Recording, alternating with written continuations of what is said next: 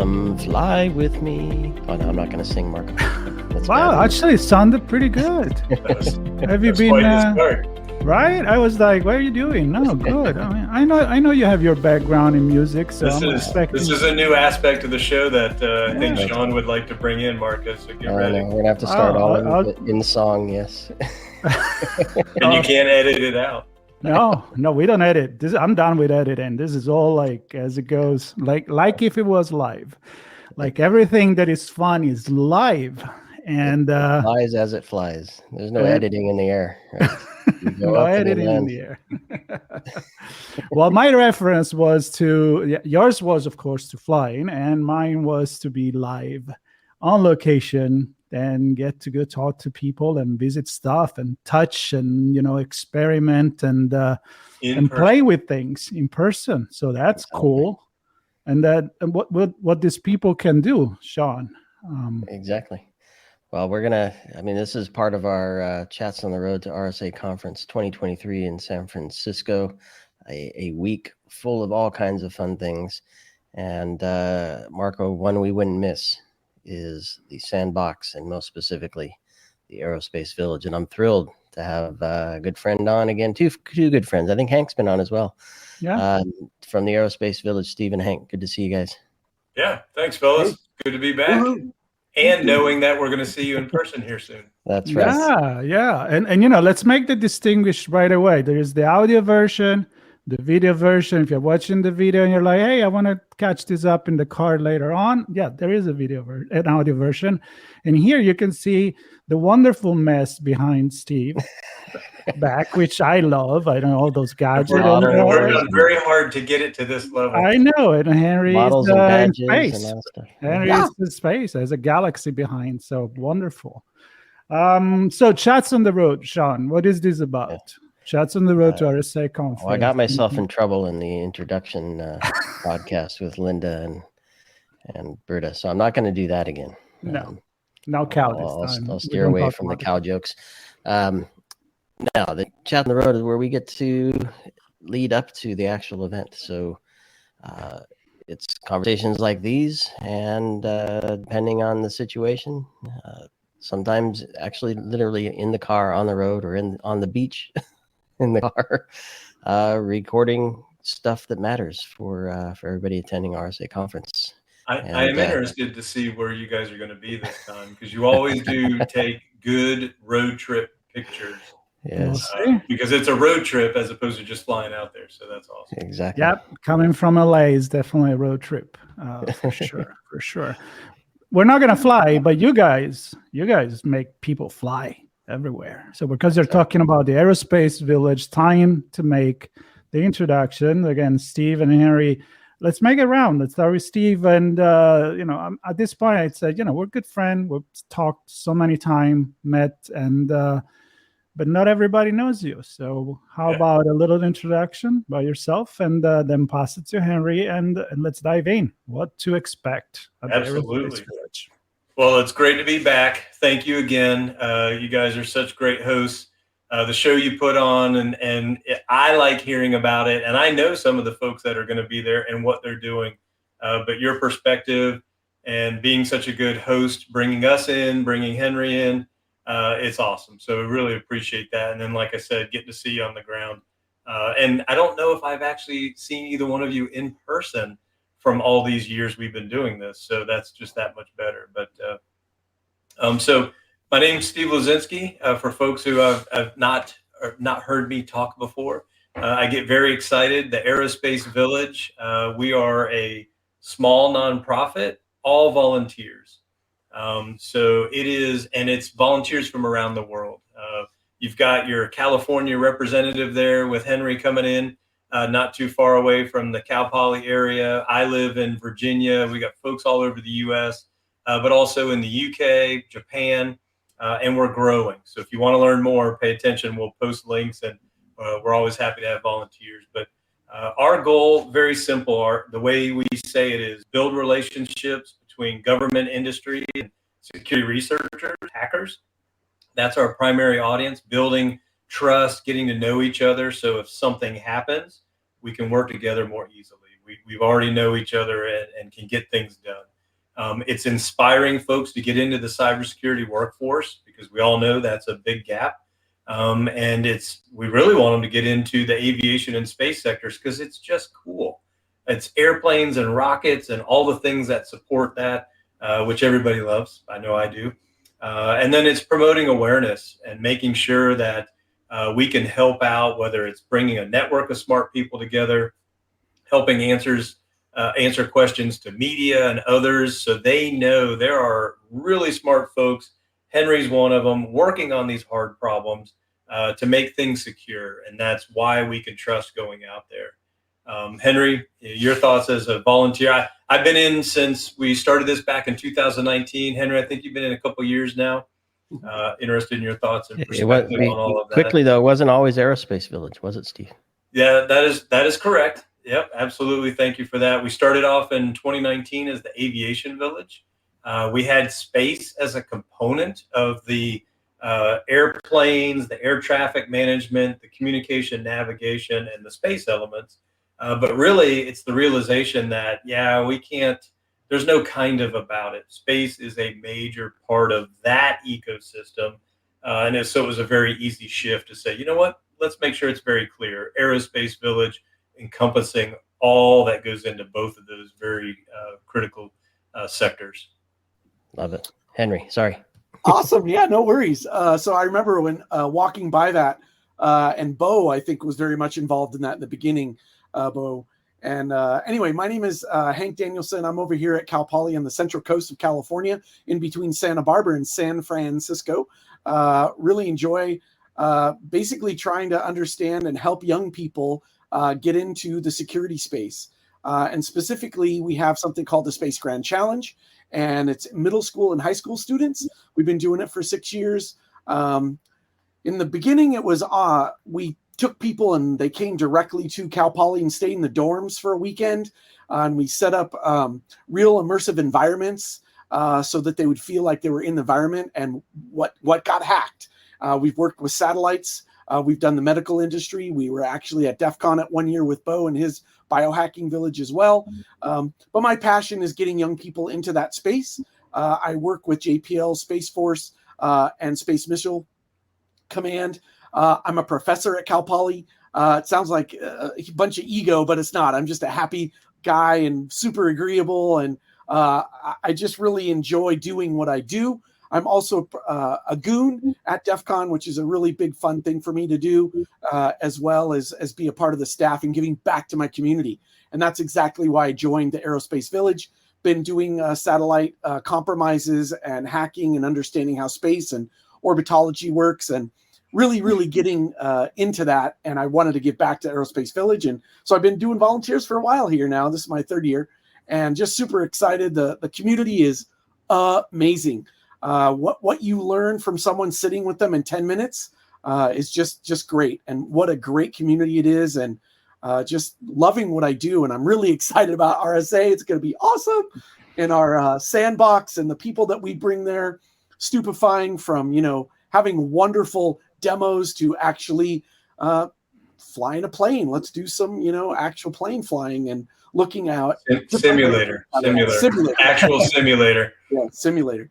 Well, I feel like I was really flying it. So that's right. So if there's any doubt at all, what Henry talked about in the sense of what Cal Poly does and how it fits with our mission and why we love working with them and having them as a partner, supporting what they're doing, growing interest, growing the workforce. But holy cow, the energy, like, this is dialed down, Hank. The happiness and energy he brings, I absolutely enjoy. It's so awesome. He knows the community. He brings so much in, and that's what we're hoping that, when your audience, if they come out to RSA, please come by, see us. Henry's going to be there. I'm going to be there. And these are the kind of folks you're going to meet and learn from. And it's just so much fun to do. Thank you, Steve. I appreciate it. And Absolutely. I'm humbled to be a part of this team. And it's every year I learn something new, and it's super fun. I remember in Vegas. Yes. You guys doing the walk around, and the energy, no question, the energy is there. The energy's there. I'm excited to be on location with you. So let's talk about the village itself, kind of the big picture there, Steve. I mean, Henry talked about a few things in there, but what's the purpose and what are some of the main attractions in there? Yeah, and I think you're talking about specifically what we're bringing to RSA this year, right? Yeah, so within that mission of what I talked about, one of the nice thing for the village, but what marries up nicely with RSA, a vendor-heavy business audience, but what they're trying to do very purposely in this area they call the Sandbox is they want to bring in more technical, hands-on experience what's happening, learn from experts. Nobody's going to try and sell you anything. I'm sure if you want to have that conversation, you can go somewhere else. Yeah, they'll gladly sell stuff to you, have no doubt. But the whole point of the Sandbox is to be able to interact on not the craziness of the vendor floor. It's not the main stage talks. It's a combination in the sense of we have some folks that are going to be up on stage that we have brought in that I'll tell you about. But also in our part of the village, we have our partners that support our work. They support our work throughout the year. The events that we go to, that we bring them into because they offer such great expertise and insight from their different businesses, and it gives opportunities to teach people. So for example, CT Cube, very small company doing some great work. They have built both a in-person Mars rover simulated machine and a drone. They also built virtual versions because they started all of this before when COVID hit. And so they use those to teach engineers, you're engineering to design this perfect rover that's going to go to Mars, that you're not going to be able to do a lot of updates and changes to.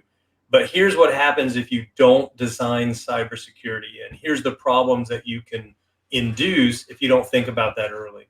So while it's an engineering model of not an airplane thing necessarily, it is representative of what goes on in this sector when you're dealing with spacecraft, when you're dealing with aircraft, and the importance of putting cybersecurity in. So not only are you going to see this in person right in front of you and talk to these folks, but they've got the AR, VR version of things so you can really experience and see what that's all about. That's one of our partners. There's another partner, Intelligenesis.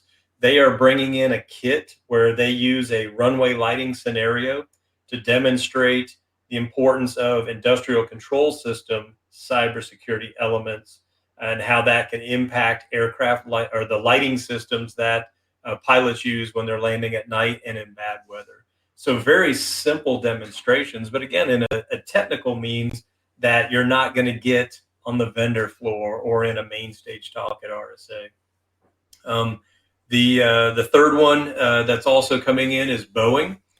They've been a partner of ours for several years now, and they have an activity to demonstrate not only is it the cybersecurity of an aircraft, but how do you maintain that continuous security level and that continuous authorization to make sure things are good on all of those complex systems.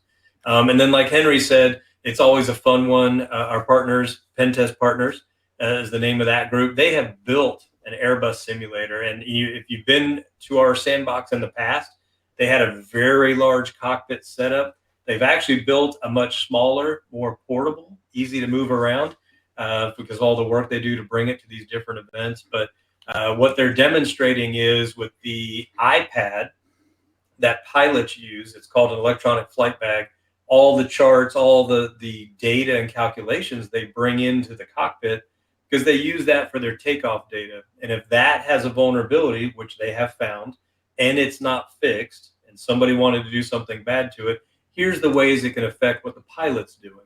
So it's a great demonstration of the simplicity of these systems and how the smallest thing can cause a problem. But they can demonstrate, and because they've disclosed it and had it fixed, the importance of these things, while they may be simple, they can have large impacts. So that's a great story that they tell. Sounds like a lot of fun, like my kind of fun, actually. Right. There's definitely plenty to do. Just gonna hang out in the village, Marco. Well, yeah, when we see, I kind of refer to the fact that we met because in my head there is DEF CON Village when we met Monroe and all the other guys, and I, But and you I were was not like, there, Steve. You Yeah, weren't I was there. just thinking about. I'm like, wait a What minute. were you What was doing? What were you It was doing? Coops. We met Coops first. Yeah, Coops. That's right. That's But right. here's my thing. I'm thinking about this convergence, this merging of space and airplane, and I'm gonna make a little advertisement for myself. I got the pleasure of having 2 episodes with Eileen Collins, commander of the Space Shuttle for mission. And the second one is coming up soon where we talk about the future of space exploration. And one question she said she likes to answer is, where is space? And she goes into explaining, do we consider space a certain point in the air, above the atmosphere when you're going around? But then it just started, as you said, the convergence of the two, that it's all together. I mean, even just communication.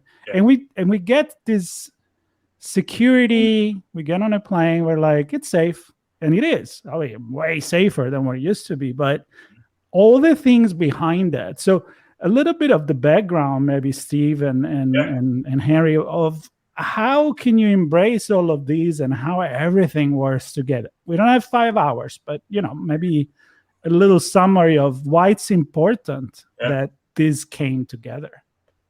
Henry, you want to start, because I know I can go on it for quite a while. Yeah, sure. And I'll stick into I'll talk a little bit about Cal Poly's current. They had a wonderful grant from the Air Force Research Labs, and they have a current setup where they bought a wonderful Cessna plane. Blows my mind. It has the little logo on there and everything. And what they're doing is amazing. They're doing 2 things. One is they have a control center that is a simulator, and then it actually connects with the plane. So what's happening is they'll have 12 students in a hangar. Actually, it's the upstairs part of the hangar, and they're connected with the plane as well as the pilot as they're going out. So the students are actually watching what's happening, and every week one of the students gets to actually take control and show and tell, hey, the real pilot, this is what you need to do. So it's a simulator, but with a real person in a real plane. And the other parts that they're trying to do is understanding jamming, spoofing, and to see what maybe hacker Hank could do to block the communication from that plane and their actual control tower, which again is a hangar. So that's just kind of one of the things that the Learn by Doing in Cal Poly and Aerospace Village is definitely part of. And I think it's just really amazing because we're doing what you said, Marco, the convergence of space as well as cybersecurity. So trying to protect others that are flying around is what you're asking. That's in my head one of the forefront things. And I like to call it with the industry security by design. And you have to start there, where most of the time we go after the fact. And we've changed that even with, I'll just throw out CISA Jen and all of her wonderful people at CISA changing that. And they're even doing it for aerospace as well as space. So they're thinking. And then also the Aerospace Corporation has a wonderful thing out there that's very similar to MITRE. It's called Sparta, and it talks about the attacks that happen in space. So I'll settle down there, but I just wanted to give you kind of an overview of what my thoughts were from the Cal Poly side as well as to the Aerospace Village and cybersecurity. And those are some of our partners that have participated with us at previous events and continuing to support them. And I think the other aspect, in addition to what Hank was talking about, to even going back to what you said, Marco, is when you look at all the critical infrastructure sectors that are currently defined by government, there's 16 total. Space is not one of them. There's discussions about whether or not it should be. But when you do the analysis, space absolutely plays a role in all of them, either a primary role or even just a secondary role, but still a significant secondary role. When you're doing a financial transaction in the banking sector, that's all done through GPS, which is not something people know about. And I've talked about that even on here before, but it's just it's not something that occurs to you. So like, why do I worry about space? Well, in the aviation context, sure, I've got airplanes going around, the communications, the navigation, the safety involved. What about satellites? Yep, there's commerce, but that's where I get my XM radio folks that are doing that, or when I'm watching a movie on an airplane or whatever's going on, all of those things, internet coverage, things of that nature. But it's all these other areas in our lives that we don't always realize. So the importance of these sectors is not just travel or the gee whiz of what NASA does and all that. It's all these other values that that sector brings to our lives because of these other activities. Yeah, and I mean, you guys do an amazing job of bringing all of those parts together. Yeah, I appreciate that. From the research community to industry to government and policymakers. And Steve, I want to go there with you because you have a session at RSA, and I think at RSA Conference, and there's, I mean, it's one thing, and it's amazing to have a village in the Sandbox, right? To bring exposure and raise awareness for this. Even cooler, maybe, I don't know, but to have a spot on the main stage. Yeah, so that whole setup, that was really impressive, that RSA cut this space, dedicated it for us to, all of us. There's other sandboxes there. If you want to focus on industrial control systems, there's a car hacking sandbox that looks at car systems, how they operate, not just security side. I believe Internet of Things will also have a portion there, right? So you've got these different groups that have their subject matter focus areas like we do, but it's also important to get into the detail. That's right, exactly. And so you've got that hands-on portion, like I mentioned, but then when they bring in speakers, and my gosh, the range of speakers, I remember previous years, Chris Krebs, when he was director of CISA, he's come in and talked before, and others like him. I know this year we are bringing in 2 sessions that the Aerospace Sandbox is behind, along the lines of what you were saying. One of them is Andre Kostin. He is a research professor at University of Finland. He's also the CEO of Binary.io.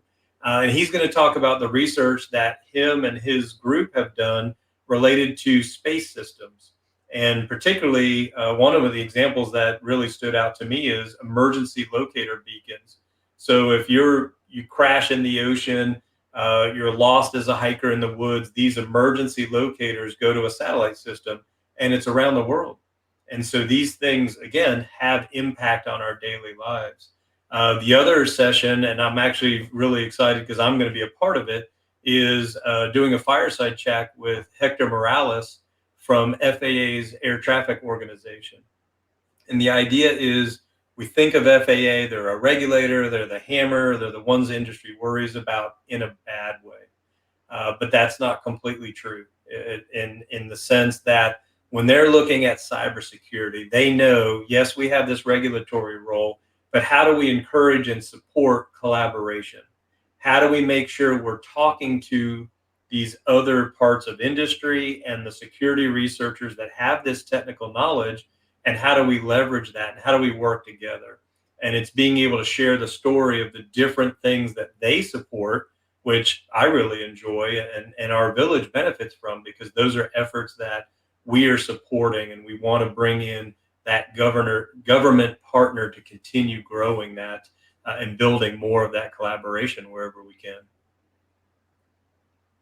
Yeah, and I want to go back to Hank and talk about the education, because you make a big distinction. I mean, let's face it, RSA Conference is a business. It's about education as well, and you guys are just about education. And you can do it with kids. You can do it. You talked to Hank about the initiative that you guys have, but so there's all these people that are going to be at RSA Conference, come with the company, come with an objective, but why not taking the opportunity to go and visit all these villages and learn about things that maybe they're not in your line of business, but in a way they are in your line of life. So Hank, Tell me about the importance and why, you're so excited. I feel like I'm kind of sleeping compared to you when I'm talking. and the other thing is why you do all this, like why education is so important. Great. Well, first of all, I tell my students the first day of class, I have ADHD, ADD, LMNOP, and hyperactivity. So just check off all those boxes. So if I go spacey a little, it's because of my brain and how it works. And they enjoy that and they respect that. But to your point, education, yes, absolutely. And I want to highlight another one. One of our vice presidents of Cal Poly, of ITS, Bill, one of my mentors and great friends, working with CubeSats. I don't know if you know, but Cal Poly was the originator with CubeSats. Stanford and Cal Poly San Luis Obispo were the first ones that built it. There's no ego it's attached. It just was, they came up with something, they did something good. And now look, we're looking at Starlink and Amazon and all these other companies trying to get, this just blows my mind, trying to get, wonderful internet to places where we've normally not been able to have it. Now there was balloons before, and now these actual CubeSats constellations of 10,000 of them, 8,000 of them is working. And so my point is, it's educating yourself to understand some of these things. And I loved what Steve said about GPS. Right now, people don't realize that is a critical infrastructure. It is. It's also, it's for wartime and protecting us as well. There's so many facets go along with that. And I think with RSA, the education that you can actually bring and come and see, you will take yourself to the next level. Even if you walk around to 3 villages, I guarantee you will learn 3 to 5 things that you didn't know about that space or that discipline. And just watching it really gets me, juiced up, because I think it's so cool to help people understand things that they may not. And later in life, they may make a change or do something or help others or want to give, to an organization that's making things better and doing cybersecurity. So I hope that answered a little bit of your education question. But yes, being pro education, and I think it's just really important. And, that underpinnings of something simple that turns into something huge is just amazing to me. And I just get infatuated, and I'm learning every day. I was just hardening Active Directory today from the CISA people. How do you do that out the gate instead of doing it after the fact? So anything from computing all the way up to the space genre, the LEOs and the GEOs, and hopefully you'll learn by doing, and go check out what I'm talking about, LEOs and GEOs. So that's what I got to say about education. To your point, and the two of you are exemplary of this. Everything we've kind of said to this point is go and suck out of the village as much as you can. Yeah, that's what we're there for. That's what you're there It is fun to share this. And for those of you who don't know, RSA has College Day on that last Thursday, where I think they just open it up and let students in. And of course, they pull every trinket off the vendor floor possible. But when those students come rocking into the Sandbox, they're awesome, because they are the same energy as Henry. They want to learn. They want to know more. They ask, where can I go find out more about this? And we're like, here you go. We got websites. We got people we know. You want to learn more about Boeing, or you want to learn more about these other partners we're talking about? Oh, you want to work at the FAA? Here, go talk to this guy. It's just all of that coming together. That's our whole purpose. How do we connect these folks to learn these things and put that energy to good use, and inspire the next generation of folks to come in and do this after us? Exactly. And I want to inject really quick, if I can. Please. Security researchers are awesome, but sometimes companies don't want to work with them. There's a big hesitation. And Steve and the Aerospace Village and the rest of the crew have changed that landscape. And that to me is heartwarming as a hacker on the side, as a social engineer, as well as a ethical hacker. That to me is really powerful. When they bridge those two gaps, man, that's awesome. Yep. And you led me to the other point I wanted to make, which is, why not go and contribute to the village as well as suck everything out of it that you can? Well, believe me, we are open to the contributors, and that contribution is, think about the things that I described. If you are interested because you have equipment and activities that demonstrate, that teach these concepts. If you have folks that want to come in and talk, yes, if you think you would like your money to go to a good cause like this nonprofit, I will absolutely help you with that. But it's that entire range of things that we offer that's where the benefit is our audience gets this, the folks who bring this in, the interactions they have with the audience, the benefits to their company, to their research, it's motivating to their teams that they bring in. It works very well. Absolutely. Yeah, 'cause Yep, I was for just thinking sure. the story of the AD story you just mentioned, right? The end of the day, these are all systems that communicate, store data, transmit data, act on data. Yes, they may use different protocols and different operating systems and different APIs and different, but it's still systems. And so the more we can work together, And I don't want the general public to worry about that. I want them to go, I don't know, but they got it. Exactly. I'm going to get on this airplane and I'm not going to worry about it. Of all the things I have to worry about, it's not going to be the cyber side. And all the things to worry about on the space stuff, it's not going to be those particular aspects, because here's the crew. I've met them. I've seen what they do. It's great. Yes, my trust is well placed and continue to be that way.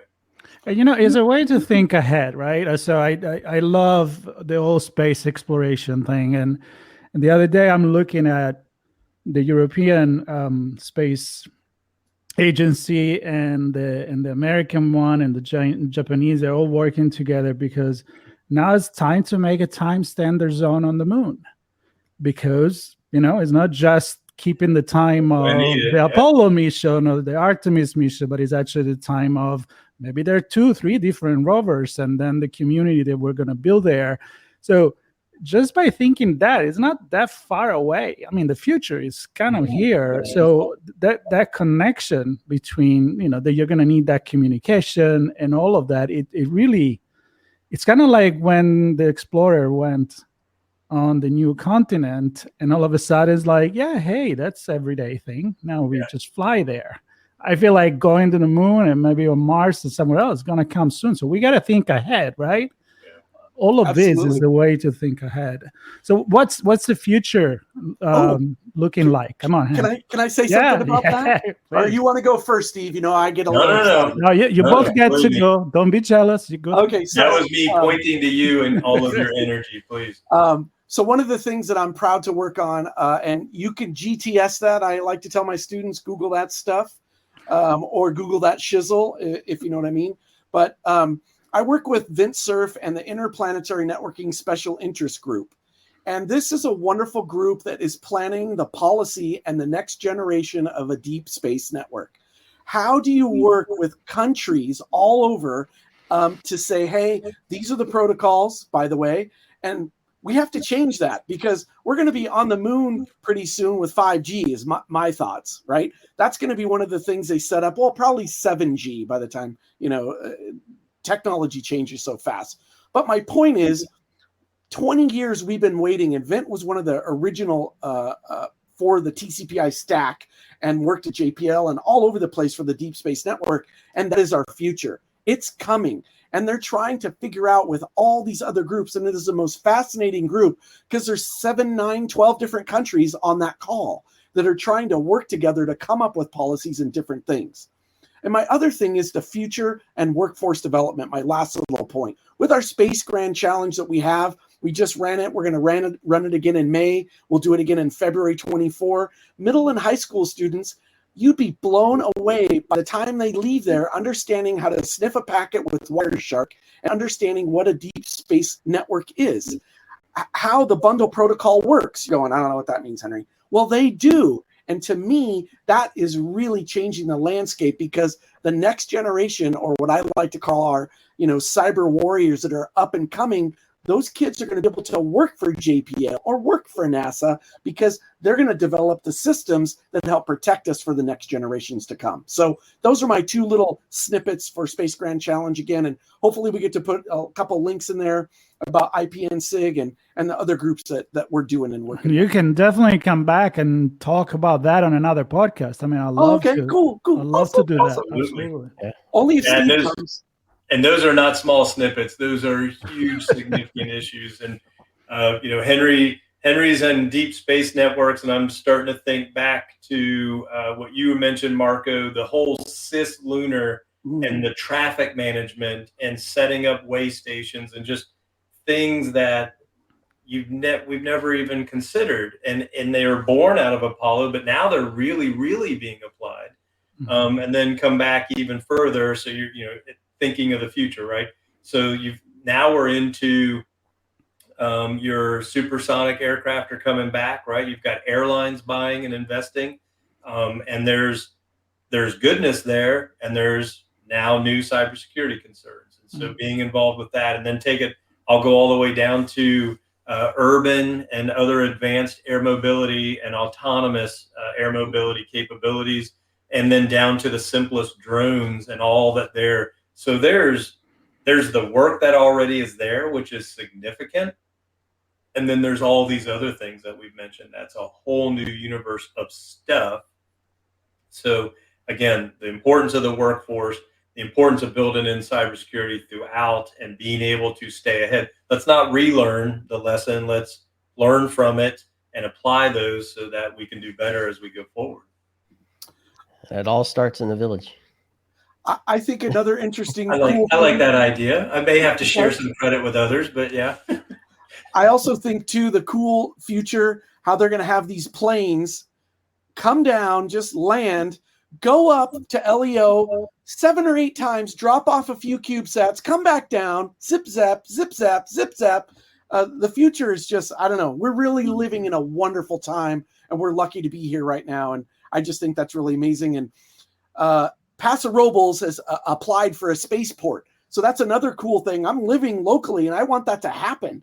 I want to see, those kind of airplanes come and drop off our wonderful CubeSats for the students to learn and do science and do those cool things. So anyway, I'm going to open a fast food joint next to it. What'd you say, Sean? I'm going to open up a fast food joint next to it. That's right. I'm in. As long as local hangout with the deck so you can watch everything and they can come inside to get the food. I'm with you. Right there. That's awesome. Awesome. Space burgers. Rocket burger. Rocket burger. There you go. So you were showing something earlier, Hank. Oh yeah, my badges. So badge life is part of my life. So is Steve's. He just doesn't admit it. But every year at RSA, as well as DEF CON, there's badges everywhere. What are they? Great question. Thanks for asking the person in the back. What they are is fun things to hack, fun things to learn how to solder, fun ways to share a piece of information that you want to share with others. There's something called shizzy add-ons or silly add-ons, if you don't want to use abusive language on the internet or the interwebs. But anyway, it's a really fun way. And a lot of times hackers and others use electronics to put puzzles or challenges on them. And we've created some where it's a satellite and you go on a website and do a bunch of cross-site scripting, or you're going to do some SQL injection or SQL, whichever planet you're on. So it's a fun way to play with devices, solder them, as well as learn. Maybe there's a Caesar cipher on there or some kind of encryption. As a person learning about security, they are wonderful devices. And having students learn how to solder, I'm right up in there with young people understanding circuitry and electronics, because they're everything. Heck, they're in your toaster, friend. You can flip that sucker over and do it. And I got a card for my dad that was, you open it up and it plays a sound or whatever, right? Well, I ripped that thing apart and there was Badge Life underneath it. And it's playing, a Snoopy song or something or whatever it was. But those are and I want to reverse engineer it. Why did they make it so big? It could have been this big. I'm thinking in my head, But anyway, Badge Life, really fun way to get people interested. And they have blinky lights. I mean, who doesn't like blinky lights? So and the beauty is RSA, again, in the Sandbox is supporting it. So this is not to be confused with your standard, for those of you who have been, RSA, the giant badge with your name and the scanning and all that. This is specific to the Sandbox, so show up early. I'm sure there's going to be limited numbers, but they purposely had someone design so it represents the different sandboxes, villages that I've described and what we've been talking about. And they've also got little add-ons that you can go around. So as you interact and you talk to these folks, that you can add to your badge. And it's absolutely, it's fun to do because of that kind of interaction with the people. It's fun to do because there's usually something buried in the badge and you have to figure out what it is. And you usually have to talk to somebody to do it. So on your own, the technology side, the people interaction side, and it's a blinky light that looks cool. So they're a lot of fun to do, and RSA is bringing that in this year. And I want to make one last comment as we're running out of time, and Sean will do like a nice recap because he's really good at it. But the villages, right? I mean, we didn't talk much about the DEF CON, the origin of the villages. Yeah. You know, if not many people had the fantastic experience to be there. I consider myself lucky, and that's again what we were referring when we almost meet Steve, but he wasn't there, and Hank was there. But the meaning of this village, they're all volunteers. They're all people passionate. There is, the lock picking one. There is the ham radio. There is all you can think about security is there. And you guys are now going around. And I made a joke like this a long time ago with Sean and Bryson Port from talking about the village, and I call it the circus because I had in mind the itinerant tent that you bring somewhere, you rebuild it from scratch, and you give access to many different people in many different locations. It's become like a never-ending joke with Bryson, this one. And the ICS Village, but it's the truth. And I love to see this going at RSA. I want to see it going at RSA in Singapore. I want to see it everywhere. And the fact that you have a website, people can interact. Not everybody can travel, but they can get to experience and learn remotely. So that's my big appreciation for you representing an entire community of villages here. Yeah, thank you for that. I do appreciate it. And to be a part of it is just awesome. Unfortunate for COVID, but wow, the lesson in the sense of what we've done with virtual, where I've spoken at a conference in Argentina virtually. I wish I would have been able to go, but that kind of global reach, things we've done in the UK and we continue to do because it still works for our audience who wants to watch. And then being able to get out there and support others in their conferences. Absolutely. And I heard Singapore, so I want to do the Singapore one again. Right. Sure, I'll do Argentina. I'll carry your bag if you need help. I'm hoping we can get the fast plane there, Steve. You got that connect, right? That's right. I don't care. Fast or slow, that's always a great place to. That's right. To go anyway. Yes. Absolutely. And until then, we'll see you in San Francisco. Yes, can't wait to high five. In the Sandbox, in the village, in the virtual simulator, playing with rovers and CubeSats and looking at Boeing systems inside and out. Thanks RSA as well for having us, and really a huge shout out to them. They're amazing people. Yeah, great support. Exactly. So thank you, Steve and Hank, for taking the time to share with us all this cool stuff and for taking the time to put it all together. I know there's a lot of work that goes into this, and we're going to collect a gazillion links. Yes, absolutely. And I have to mention Adrian, another one of our volunteers. Yes. You just moderated a panel at Women in Cybersecurity's event. Again, an amazing volunteer. She's directly part of the RSA planning team with Henry and I. And again, can't do this without folks like her and that awesome support. You all, again, great partners with us and really appreciate, happy to support anytime we can. Yep, Cheers. absolutely. Thank you, Sean and Marco. We're This was sad, fun. sad to miss Adrian on this recording. Hopefully, we'll get her on location in San Francisco. For sure. That'd be good to do that. All right, so thanks everybody for listening, and stay tuned for notes with all the links that I mentioned, and of course more conversation. We actually have 2 more related to the Aerospace Village. We're gonna chat with Ken Monroe from Pen Test Partners, and Adam and team from CT Cubed as well. So much more to come as part of our RSA Conference coverage. Stay tuned, everybody. Yep. Share, subscribe, be merry. See ya.